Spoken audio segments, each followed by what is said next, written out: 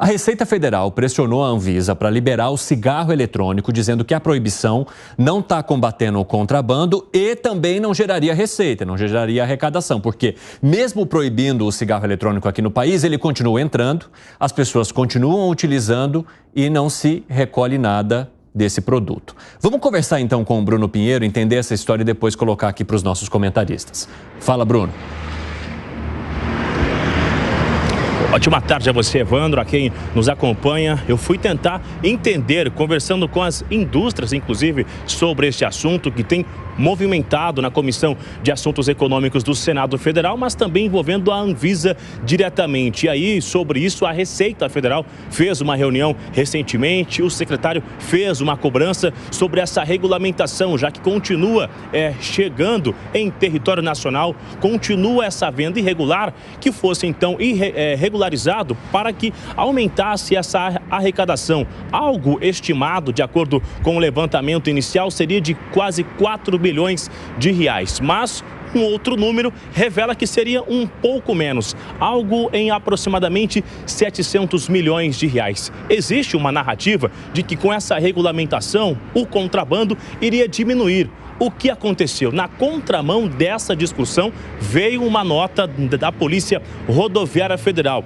alegando que, muito pelo contrário, assim como o cigarro, que já é regulamentado e tem o contrabando altíssimo ainda, o cigarro eletrônico, ele também seguiria o mesmo caminho, ele continuaria vindo de forma irregular, ou seja, no contrabando, que isso... É claro que isso haveria um interesse sobre aumentar essa arrecadação. E aí eu fui conversar com a indústria hoje para entender de que forma que eles estão lidando também com esta situação que está no Senado, que é o relatório do senador Eduardo Gomes. O que eu ouvi justamente do Lauro Aenzini, ele que é conselheiro da Abifumo, é que isso que está atuando hoje no Brasil, esses aparelhos, cigarros eletrônicos, isso deveria acabar e vir de fora um novo formato, claro, com essa regulamentação e com regras sobre o consumo, sobre a idade, onde ser vendido, sobre os sabores e o formato também, que não fosse tão chamativo para chamar a atenção de adolescentes e de crianças. Vamos ouvir o que disse Lauro Aenzini Júnior, ele que é o conselheiro da Abifumo, numa entrevista à Jovem Pan hoje um pouco mais cedo. Hoje a gente tem uma proibição absolutamente ineficaz. O que tem no Brasil hoje sendo comercializado para 3 milhões de adultos brasileiros, e 1 em cada 4 adolescentes já experimentaram, deveria deixar de existir.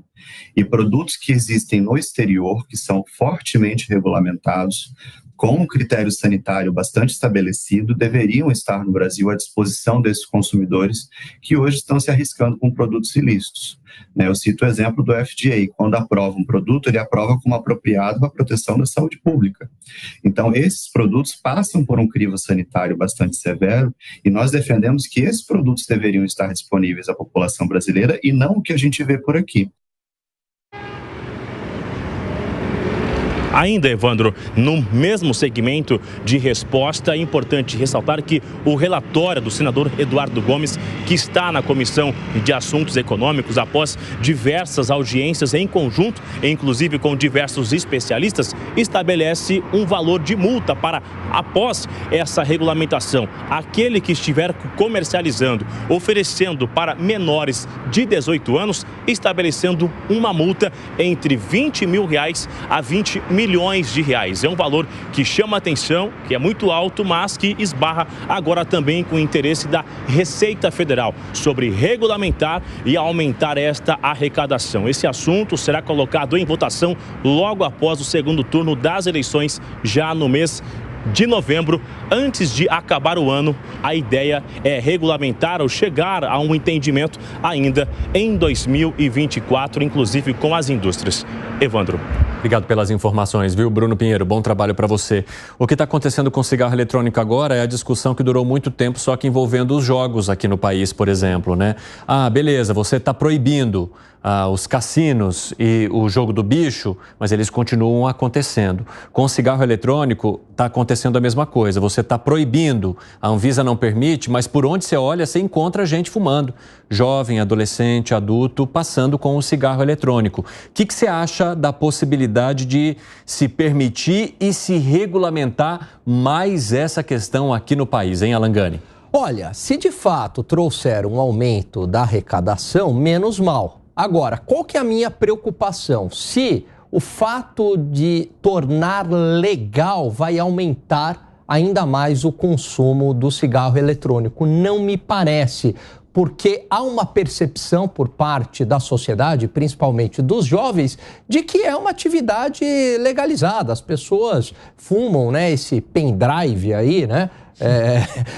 Ao céu aberto, né? Normalmente, enfim. Então não me parece que essa legalização, né, formal vá impedir, vai aumentar, o consumo. Pelo contrário. E aí, pelo menos que gere alguma arrecadação. Agora, o malefício gerado pelo cigarro eletrônico ou pelo cigarro convencional é maior do que a arrecadação que traz para a sociedade. Tanto é verdade que vários países no mundo entenderam que, apesar de uma alta arrecadação em cima do cigarro tradicional, eles resolveram colocar multas pesadas, restringir propagandas, etc. Por quê? Porque os gastos com saúde, devido ao cigarro, ao sistema público de saúde, mais do que superam o benefício da arrecadação. E isso é um problema para a sociedade. O que você acha, Segré? Quando você tem um conceito do Estado, o conceito do Estado era 3 responsabilidades daqueles que são parte do governo no momento, e era saúde, educação e segurança. Para alavancar isso, precisavam de dinheiro. Aí surge a questão de impostos. É impositiva, não é uma questão optativa. Essa questão de tributos é tributar atividades econômicas para sustentar essas 3 questões. Quando o governo disse vamos taxar a venda de cigarros eletrônicos, e achei maravilhoso o exemplo de fumar um pendrive, tudo parece ser isso mesmo, como Alan mencionou. Qual é o conceito de arrecadação? Cobrir o gasto que o Estado terá para alavancar as necessidades de saúde daqueles que estão fumando. Do ponto de vista lógico, tem uma aplicabilidade perfeita. Vou arrecadar em função do que eu tenho que devolver à sociedade. Mas nesse caso em particular, seria uma maneira de aceitar a incompetência do Estado de coibir o contrabando desse produto e não conseguir fazer que as pessoas deixem de consumir. Se for na mesma linha, qual é a diferença do cigarro eletrônico com as drogas ilícitas? Se o governo não consegue evitá-las, então deveria taxar. E aí entramos numa discussão muito delicada para a sociedade. Não é apenas o conceito arrecadatório que deve primar as prioridades do Estado, e sim o conceito das responsabilidades do Estado perante a sociedade. E concluo com um dado que fala muito bem de por que o Estado conseguiu agora ser irrelevante na prestação desses 3 serviços. Na década de 90, nós tínhamos mais ou menos no Brasil 163 milhões de pessoas e eram 6 milhões de funcionários públicos para alavancar a responsabilidade do Estado, ou seja, para prestar um serviço de saúde, para prestar um serviço de educação e para prestar um serviço de segurança que não resolve, porque não é bom, preciso ter uma estrutura por trás. Pois bem, hoje nós temos 210 milhões de pessoas. O crescimento demográfico foi 35%. Porém, o crescimento do funcionalismo público é 100%. Hoje temos 12 milhões de funcionários públicos. A pergunta é, serve mesmo a prioridade do Estado para a prestação de serviços que não são prestados ou é mais para conseguir alavancar uma estrutura de cabide público que não resolve a parada, mas que a única preocupação é continuar taxando para bancar essa estrutura? Sim, essa é uma provocação interessante. Eu quero trazer também aqui alguns motivos que as pessoas relataram para o uso do cigarro eletrônico. Vamos colocar aqui, ó. Por curiosidade, a maioria, 20,5%. Porque está na moda, 11,6%. Porque gosta, 11,4%. Para acompanhar amigos ou familiares, 7,5%. Pelos sabores, 6,8%. Poder ser usado em ambientes fechados, 4,3%, porque a gente tem uma lei aqui no Brasil que não permite mais o uso de cigarros em locais fechados, né? Isso há muitos anos e foi assim, uma transformação incrível para todos, principalmente para aqueles que não fumam. Para reduzir o consumo de cigarros industrializados, 3%. Para não usar mais cigarros industrializados, 1,8%. Faz menos mal que o cigarro industrializado, 1%. E o vício é relatado apenas por 0,3%. É claro que dificilmente a pessoa vai falar, não, eu quero porque eu estou viciado neste cigarro.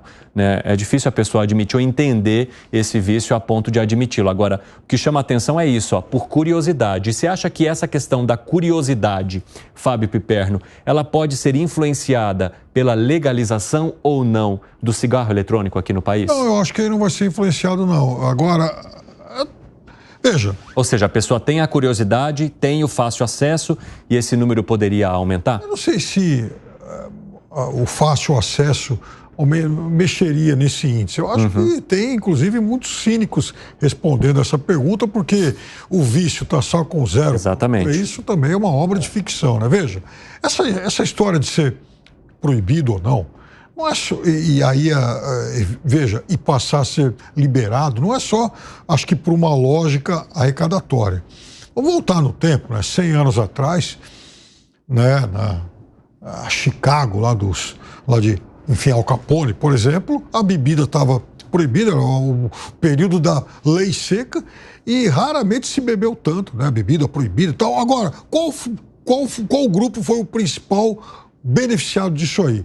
Aqueles contrabandistas, quem operava o mercado ilegal. Nesse caso do cigarro eletrônico, enquanto não houver uma regulamentação desse negócio, quem vive da ilegalidade vai continuar lucrando muito. E aí ele vai lucrar muito e também não vai perder nem um pouco aí para a arrecadação, né?